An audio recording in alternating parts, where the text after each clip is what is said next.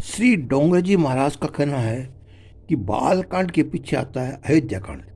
जिसका मन बालक जैसा होगा उसका शरीर अयोध्या बनेगा। अयोध्या अर्थात जहाँ युद्ध नहीं, कलह नहीं, वेर नहीं, ऐसी काया जहाँ झगड़ा नहीं, भेदभाव नहीं, स्वार्थ नहीं, भावना अथवा विषमता नहीं, वह भी अयोध्या है। और वहीं पर श्री राम अवतार धारण करते हैं। जब केके के मन में विषमता या स्वार्थ जगता है तब श्री राम अयोध्या छोड़ जाते हैं। कथा सुनते हो तो आज से ऐसा निश्चय करो कि इस जगत में मेरा कोई शत्रु नहीं है, मेरा कोई किसी से ने कुछ नहीं बिगाड़ा है, मेरा बिगाड़ा है मेरे पाप के कारण। किसी ने मुझे दुख दिया है तो मेरे दुखों के कारण मेरे पाप है। जगत में एक जीव के भी कुभाव रखोगे तो मन तन दोनों बिगड़ेंगे। कोई किसी का बिगाड़ता नहीं है, सबको किए हुए कर्मों का फल भोगना पड़ता है। मन में निश्चय करो कि नया पाप न हो, ऐसी सावधानी मुझे रखनी है। जो पाप लेकर आया है उन पाप को पूरा मुझे पूरा करना है। पाप भोगने के लिए ही तो हो ये जन्म मुझे लेना पड़ा है। जिसने बिल्कुल पाप किया ही नहीं अथवा जिसका पाप शेष रहा ही नहीं, वह तो प्रभु के चरणों में ही रहता है, उसे जन्म लेना पड़ता नहीं। अयोध्या कांड ज्ञान सिखाता है और निर्वैर बनो। मन के विषय सब साथ निश्चय करो कि कोई मेरा शत्रु नहीं है, मैं किसी का शत्रु नहीं हूँ। युद्ध न करो, थोड़ा जीवन बहुत छोटा है, इसलिए इस छोटे से जीवन में भेदभाव किस लिए करते हो। जीव का जगत के साथ संबंध सच्चा नहीं, कभी न कभी इस जगत का संबंध छोड़ना ही पड़ता है। तुम्हारा सच्चा संबंध परमात्मा के साथ है। अयोध्या शिक्षा देता है कि तुम शरीर की अर्थात भक्ति के किनारे रहना। भक्ति के किनारे रहोगे तो शुद्ध होगा, नहीं जो भक्ति के किनारे रहता है वह निर्वैर बनता है। आज तक तो आप सब भक्ति के किनारे ही हो, परंतु आने वाले कल में कहाँ रहोगे वह तो भगवान जाने। कथा की भले ही पूर्णाहुति हो जाए परंतु भक्ति की पूर्णाहुति न करो। कितने लोग ऐसे होते हैं कि कथा होती है तब तक तो खूब भक्ति करते हैं, एक बार भोजन करते हैं, उपवास करते हैं, मौन रखते हैं, ब्रह्मचर्य का पालन करते हैं और किसी की निंदा नहीं करते। परंतु जहाँ कथा की समाप्ति हुई कि बीत गई की बात, भक्ति की समाप्ति न करो। सदैव भक्ति के किनारे रहो, भक्ति को व्यसन बनाओ। संतों की आंखों, इंद्रियों को और इनके चित्त को भक्ति का भारी व्यसन होता है। ये एक क्षण भी प्रभु के नाम का स्मरण नहीं बिना रह नहीं सकते। नहीं, साधारण मनुष्य भक्ति का व्यसन होता नहीं, वह अन्य व्यसन होते हैं।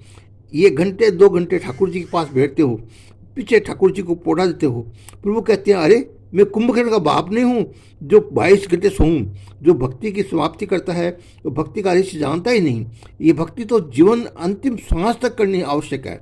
मन ईश्वर हो और ईश्वर स्मरण करते हुए शरीर त्याग करे तो मुक्ति मिलती है।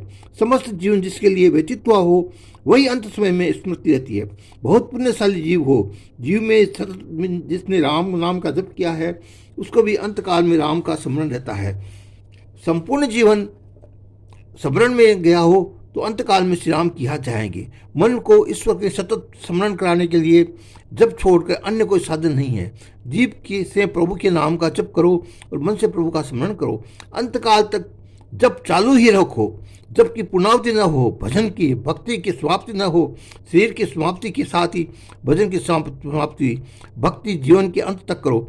एक भाई हमको पूछने आए कि महाराज मैंने राम नाम का 1 करोड़ जप किया है, अब उसकी पूर्णावधि करने का मेरा विचार है, उस पूर्णावधि में मुझे क्या क्या करना है।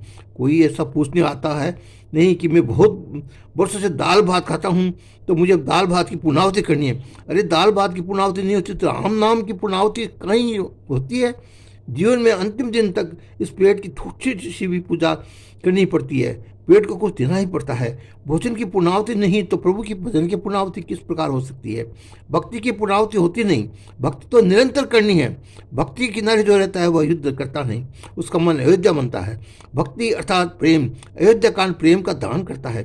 भाई भाई के बीच में प्रेम, पिता पिता पुत्र के बीच में प्रेम, पति पत्नी का प्रेम, राजा प्रजा का प्रेम। अयोध्या कांड का पाठ जो करता है उसका घर अयोध्या बनता है। जिस घर में 2 भाइयों का झगड़ा होता हुए उस घर में अयोध्या कांड का पाठ करना चाहिए। इस कलयुग में 2 सगे भाई भी एक घर में रह सकते नहीं, ब्याह हुआ कि अलग होने की बात आ जाती है।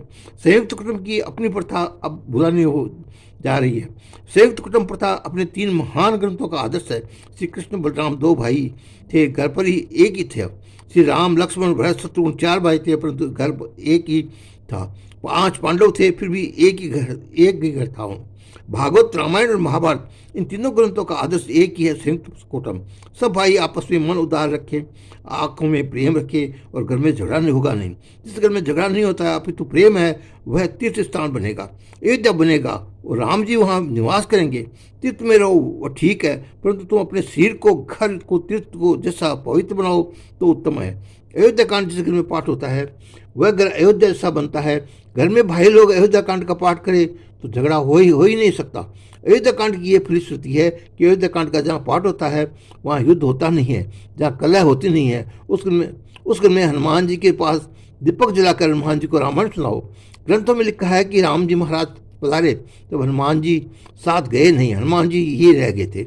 इसलिए अयोध्या कांड का जिस घर में पाठ होगा वहाँ कभी भी लड़ाई झगड़ा कलह नहीं होगा। हमें हर घर में अयोध्या पाठ का पाठ रोजाना करना चाहिए। जय श्री राम।